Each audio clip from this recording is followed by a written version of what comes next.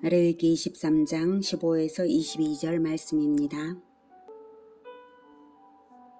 안식일 이튿날 곧 너희가 요제로 곡식단을 가져온 날부터 세어서 7 안식일의 수요를 채우고 7 안식일 이튿날까지 합하여 50일을 기수하여 새 소제를 여호와께 드리되 너희의 처소에서 10분의 2 에바로 만든 떡 2개를 가져다가 흔들지니 이는 고운 가루에 누룩을 넣어서 구운 것이요 이는 첫 요제로 여호와께 드리는 것이며 너희는 또 이 떡과 함께 1년 된 흠없는 어린 양 7마리와 어린 숫소 1마리와 순양 2마리를 드리되 이것들을 그 소제와 그 전제 제물과 함께 여호와께 드려서 번제로 삼을지니 이는 화제라 여호와께 향기로운 냄새며 또 순념소 하나로 속죄제를 드리며 1년 된 어린 순양 2마리를 화목제물로 드릴 것이요 제사장은 그 첫 이삭의 떡과 함께 그 2마리 어린 양을 여호와 앞에 흔들어서 요제를 삼을 것이요 이것들은 여호와께 드리는 성물이니 제사장에게 돌릴 것이며 이날에 너희는 너희 중에 성회를 공포하고 어떤 노동도 하지 말지니 이는 너희가 그 거주하는 각처에서 대대로 지킬 영원한 규례니라. 너희 땅에 곡물을 벨 때에 반 모퉁이까지 다 베지 말며 떨어진 것을 줍지 말고 그것을 가난한 자와 거류민을 위하여 남겨두라. 나는 너희의 하나님 여호와이니라. 사랑하는 형제 여러분, 8월 13일 토요일 저녁 묵상에 오신 것을 환영합니다. 레위기 23장은 하나님의 언약 백성임을 나타내는 삶을 절기로 나타내라고 여러 절기들을 명하신 것입니다. 안식일, 유월절과 무교절, 초실절까지를 봤는데요. 유월절, 무교절, 초실절이 그 기간이 하나로 연결된 것과 그 의미 역시 하나로 연합된 것을 보았습니다. 15절부터는 이제 77절인데요. 15절에 안식일 이튿날 곧 너희가 요제로 이튿날부터입니다. 안식일 이튿날이니까 초실절부터 세는데요. 16절에 7 안식일을 이튿날까지 합하여서 그래서 7주를 세어요. 그럼 49일이죠. 그리고 이튿날까지니까 합하면 50일입니다. 그래서 77절, 7749니까 77절이라고도 하고 50일이니까 오순절이라고도 합니다. 초실절은 예수님이 부활하신 날이어서 부활절이 되었죠. 그 초실절부터 부활절부터 세어서 50일째 오순절입니다. 이때는 밀추수를 할 때입니다. 그래서 이때도 천이삭으로 새 소제를 드리는 것입니다. 그런데 오순절에는 소제를 특별하게 드리고 소제와 함께 드리는 제물들도 특별히 많이 드립니다. 가장 먼저 17절에 10분의 2 에바로 만든 떡 2개인데 누룩을 넣어서 드리라고 하는 것입니다. 첫 보리단을 흔드는 초실절과는 달리 초실절에는 누룩 없는 것이었죠. 6월절부터 무교병만 먹으니까요. 근데 이제 새 밀가루로 누룩을 넣어 만든 빵 2개를 요제로 드립니다. 요제는 흔들어 드리는 방법이고요. 소제는 곡식 제사라는 뜻이고요. 6월절 무교절에는 누룩 없는 떡 무교병만을 먹었는데요.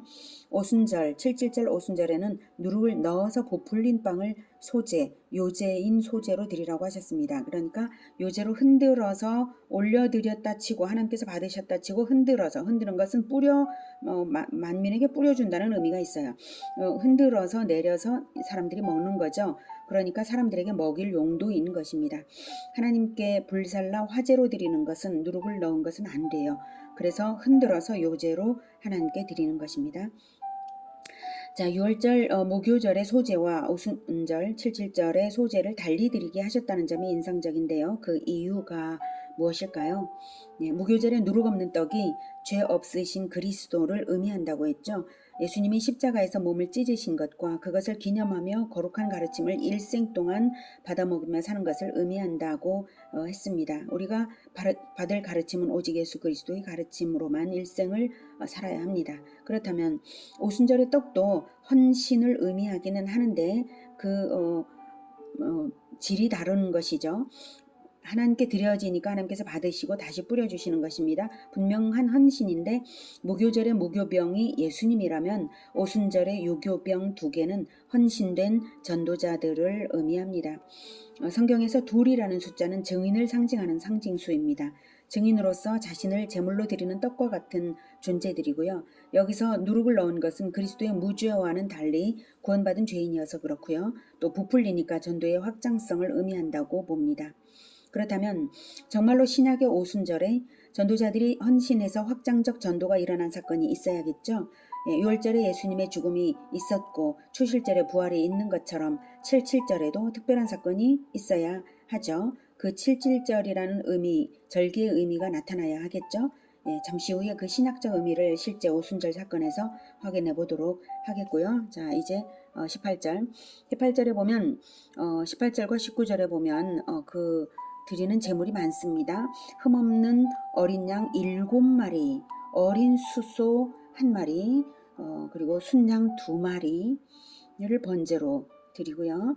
그리고 19절에 순염소 하나로 속죄제, 그리고 어린 순양 2마리를 화목제물로, 위에서는 번제고요. 여기서는 속죄제와 화목제물.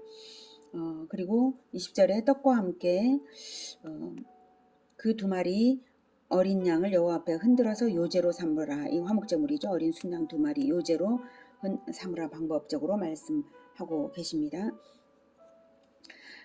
18, 19, 20절은 넘치는 제물을 보여주고 있습니다. 보통은 1마리를 제물로 드리는데요. 어린 양 7마리, 순양 2마리가 인상 깊습니다.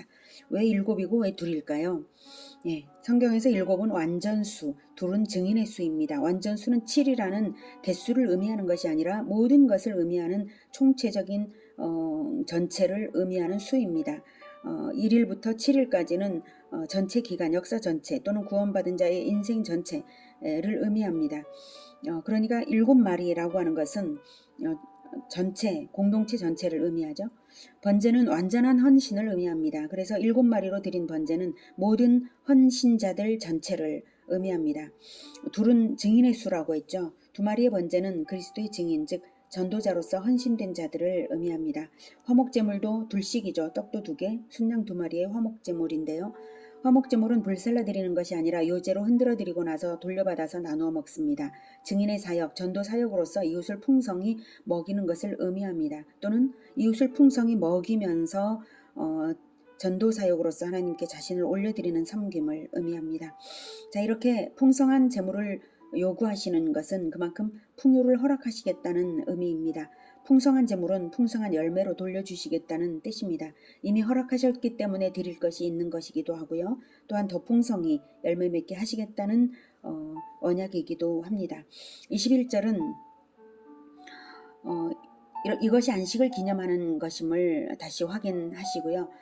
그리고 22절은 절기는 항상 이웃사랑을 이제 나타내게 하셨습니다. 그래서 가난한 이웃을 위해 특별히 배려하라는 명령을 주셨습니다. 자, 이렇게 77절 오순절을 기념 방법을 제정하심으로써 6월절에 속죄 양이 되어 죽으실 그리스도를 기념한 것처럼 오순절에는 그리스도를 따라 헌신되는 많은 전도자들, 많은 제자들의 헌신과 이웃사랑을 기념하게 하셨습니다. 그리고 이것을 전체를 연결시킨 것은 결국 6월절의 목적이 오순절에 있다라고 하는 것을 보여주시는 것입니다. 그러면 이제 정말로 예수님이 부활하셨던 초실절 이후 첫 오순절에 이런 사건이 벌어졌는가를 확인하겠습니다. 우선 부활 이후 예수님은 40일간 제자들을 만나주셨습니다. 제자들은 예수님의 부활체를 40일간 경험했어요. 그리고 나서 승천하시기 전에 하신 말씀이 성령을 기다리라 하셨습니다. 승천하시고 나서 며칠 후에 오순절일까요? 열흘 후죠. 오순절 10일 전에 승천하시기 직전에 하신 말씀 보시겠습니다. 사도행전 1장 4절부터 8절. 사도와 함께 모이사 그들에게 분부하여 이르시되 예루살렘을 떠나지 말고 내게서 들은 바 아버지께서 약속하신 것을 기다리라. 요한은 물로 세례를 베풀었으나 너희는 몇 날이 못되어 성령으로 세례를 받으리라 하셨느니라. 그들이 모였을 때에 예수께 여쭈어 이르되 주께서 이스라엘 나라를 회복하심이 이때니이까? 하니 이르시되 때와 시기는 아버지께서 자기의 권한에 두셨으니 너희가 알 바 아니오. 오직 성령이 너희에게 임하시면 너희가 권능을 받고 예루살렘과 온 유대와 사마리아와 땅끝까지 이르러 내 증인이 되리라 하시니라. 이렇게 말씀하시고 하늘로 올려져 가셨어요. 그래서 제자들이 예루살렘 성전 근처 아지트에서 기도에 힘쓰며 성령을 기다렸죠. 이 사람들은 이제 새 이스라엘의 출발점이 된 120명입니다. 그들이 새 이스라엘의 출발점이 되었음을 스스로 인식했다는 것은 바로 6절에 이스라엘 나라를 주께서 이스라엘 나라를 회복하심이 이때니까 이제부터 이스라엘을 시작하실 것입니까? 이렇게 여쭤본 것이죠. 또한 가룟 유다 대신 마띠아를 선출한 것으로 보아서 공동체 의식을 가진 것을 확인할 수 있습니다. 이렇게 모여서 기도할 때에 마띠아를 선출했죠. 예, 마띠아를 선출한다는 것 자체가 지도자들을 12명의 지도자를 확정한 것이기 때문에 120명은 한 공동체인 것입니다. 그들은 예수님께서 십자가 지시기 전날 밤에 마태복음 19장 28절에 말씀하신 것을 기대했기 때문인데요. 마태복음 19장 28절.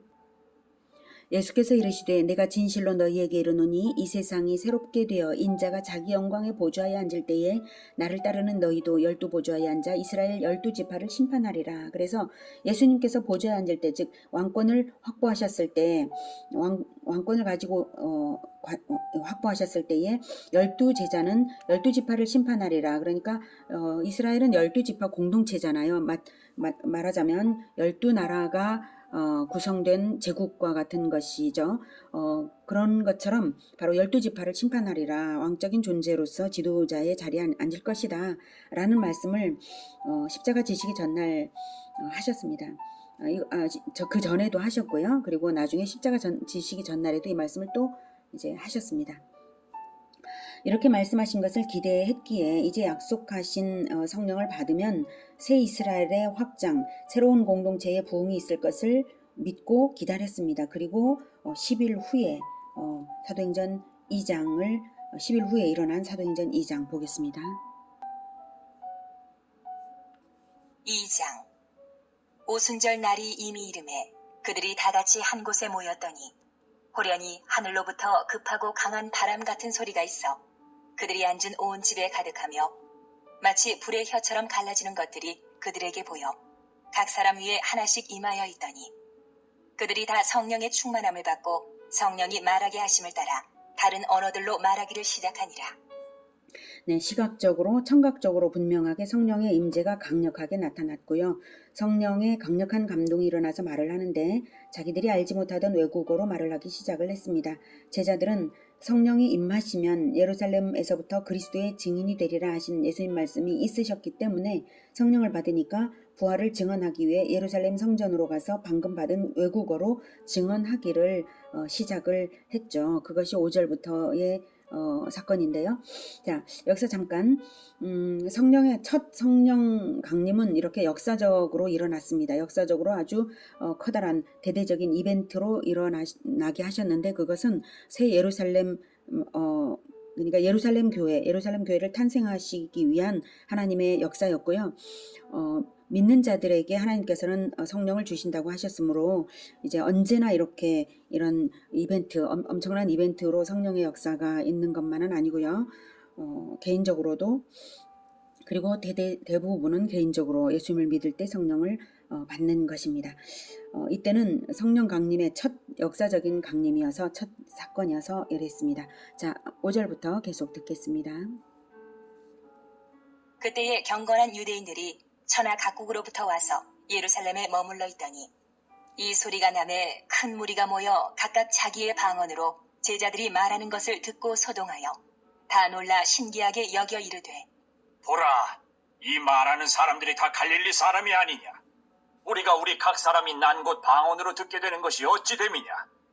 우리는 바데인과 메데인과 엘람인과 또 메소포다미아, 유대와 갑바도기아, 본도와 아시아, 부르기아와 밤빌리아, 애굽과 및 구레네에 가까운 리비아 여러 지방에 사는 사람들과 로마로부터 온 나그네, 곧 유대인과 유대교에 들어온 사람들과 그레데인과 아라비아인들이라.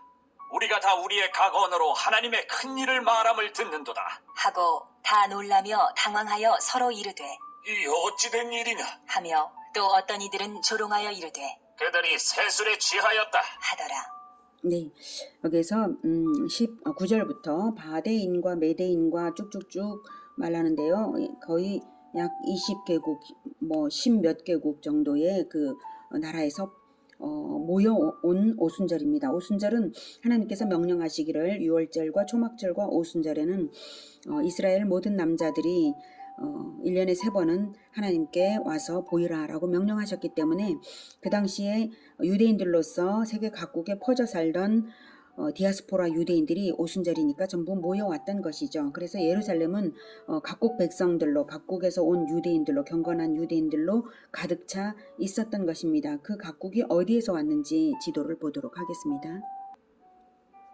네, 여기가 예루살렘이고요. 이렇게 아주 널리 이제 퍼져 있습니다. 유럽에서 여기 로마, 그리고 이건 크레타 섬, 그리고 여기 아시아, 아시아 밤빌리아, 부르기아, 가빠도기아, 본도 이쪽에, 그도 메데, 이게 엘람, 굉장히 메소포타미아, 이거는 이제 아라비아, 이렇게 아프리카 이쪽은 구레네 리비아, 애굽은 아프리카죠. 이렇게 세계 각국에서 모여왔던 것이죠. 그런데 이 각국의 언어들로 전도하는 것을 들은 것입니다.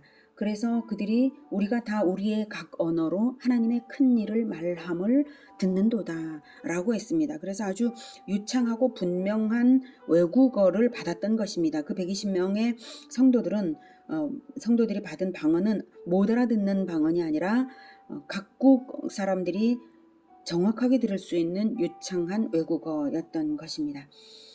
자, 그래서 어떤 사람들은 또 조롱까지 했죠. 어떤 사람들은 놀라워하고 세수에 취하였다 하는 말을 들으니까 이제 베드로가 가만히 있을 수가 없어서 말을 합니다. 14절. 베드로가 11사도와 함께 서서 소리를 높여 이르되 유대인들과 예루살렘에 사는 모든 사람들아, 이 일을 너희로 알게 할 것이니 내 말에 귀를 기울이라. 때가 제3신이 너희 생각과 같이 이 사람들이 취한 것이 아니라. 네, 제3시는 우리나라 시간으로는 9시, 아침 9시입니다. 그러니까 술 취한 것이 아니다. 그리고 이제 우리가 이런 말을 할 수 있는 것은 예언의 성취다라는 것을 16절부터 말을 합니다. 이는 곧 선지자 요엘을 통하여 말씀하신 것이니 일러스되, 하나님이 말씀하시기를 말세에 내가 내 영을 모든 육체에 부어주리니 너희의 자녀들은 예언할 것이요 너희의 젊은이들은 환상을 보고 너희의 늙은이들은 꿈을 꾸리라. 그때에 내가 내 영을 내 남종과 여종들에게 부어주리니 그들이 예언할 것이요 또 내가 위로 하늘에서는 기사를 아래로 땅에서는 징조를 베풀리니 곧 피와 불과 연기로다. 주의 크고 영화로운 날이 이르기 전에 해가 변하여 어두워지고 달이 변하여 피가 되리라. 누구든지 주의 이름을 부르는 자는 구원을 받으리라 하였느니라. 네, 여기까지 21절까지가 요엘의 예언을 인용하는 부분입니다. 그러니까 요엘이 예언한 대로 지금 바로 여러분들이 보고 있는 이것이 바로 이 120명이 말하고 있는 세계 각국의 언어로 말하고 하나님의 큰 일을 말하고 있는 것이 바로 요엘이 말한 대로 이루어져서 남종과 여종들에게 내 영을 부어주리라 하신 대로 부음을 받았기 때문에 지금 이 일이 벌어지는 것이다 라고 말을 하는 것이고요. 그때 요엘의 예언에는 이 전도를 듣지 않는 사람들에게는 심판이 있다는 것도 함께 말했습니다. 19절과 20절의 이 심판의 내용입니다. 그러나 이런 심판도 있는데 믿지 않는 사람들은 심판이 있지만 누구든지 21절에 주의 이름을 부르는 자는 구원을 받으리라 하였으니까 믿으라고 이 예언대로 된 이 일을 믿으라고 하는 것이죠. 자, 22절. 이스라엘 사람들아, 이 말을 들으라. 너희도 아는 바와 같이 하나님께서 나사렛 예수로 큰 권능과 기사와 표적을 너희 가운데서 베푸사 너희 앞에서 그를 증언하셨느니라. 네, 나사렛 예수가 바로 그리스도이심을 여러 가지 권능과 기사와 표적으로 증언했는데 23절. 그가 하나님께서 정하신 뜻과 미리 아신 대로 내준 바 되었거늘 너희가 법 없는 자들의 손을 빌려 못 박아 죽였으나 하나님께서 그를 사망의 고통에서 풀어 살리셨으니 이는 그가 사망에 매어 있을 수 없었음이라. 예수님은 그리스도이시기 때문에 사망에 매여 있을 수 없었고 너희들에 의해서 죽임을 당했지만 바로 예수님이 그리스도이시기 때문에 우리에게 바로 이 성령을 보내주셨다라고 하는 뜻입니다. 그래서 부활을 하셨고 우리에게 성령을 보내주셨다. 사망에 매여 있을 수 없어서 부활하셨다. 이것을 증언하고 있습니다. 그리고 부활을 증언하는 또 다른 구약적 증거로서 다윗을 통해서 다시 증언을 계속해 나갑니다. 25절. 다윗이 그를 가리켜 이르되 내가 항상 내 앞에 계신 주를 배웠으며 나로 요동하지 않게 하기 위하여 그가 내 우편에 계시도다. 그러므로 내 마음이 기뻐하였고 내 혀도 즐거워하였으며 육체도 희망에 거하리니 이는 내 영혼을 음부에 버리지 아니하시며 주의 거룩한 자로 썩음을 당하지 않게 하실 것이미로다. 네, 여기에서 육체도 희망에 거하리니 라고 육체의 삶을 말하고 있고요. 영혼을 음부에 버리지 아니하실 뿐만 아니라 주의 거룩한 자로 썩음을 당하지 않게 하실 것이미로다. 이 부활을 말하는 것이죠. 이때 주의 거룩한 자는 그리스도를 의미하기도 하고 그리스도를 믿는 자들도 역시 부활을 할 것이기 때문에 그리스도를 믿는 자들도 마찬가지 해당이 됩니다. 자, 계속해서 28절. 주께서 생명의 길을 내게 보이셨으니 주 앞에서 내게 기쁨이 충만하게 하시리로다 하였으므로. 네, 여기까지가 다윗이 말한 예언입니다. 그리스도의 부활을 말한 다윗의 예언을 인용하면서 이제 계속 베드로의 말입니다. 29절.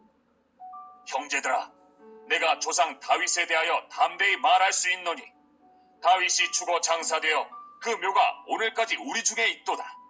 그는 선지자라.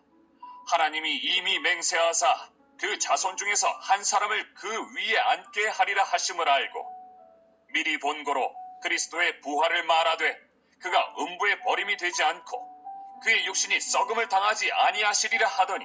네, 그래서 미리 그리스도의 부활을 보았다는 것입니다. 다윗이 봐서 예언을 이렇게 했다라고 말했습니다.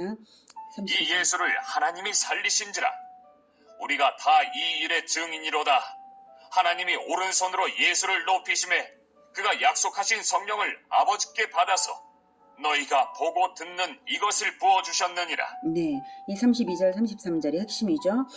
이 예수를 하나님이 살리셨기 때문에 이 부활에 대해서 우리가 증언을 하노라. 우리가 증인이다. 그리고 우리에게 성령을 보내어 주셨다. 그래서 너희가 보고 듣는 이것은 바로 성령을 우리가 받았기 때문에 이렇게 외국어로 말하고 있는 것이다. 외국어로 전도를 하고 있는 것이다.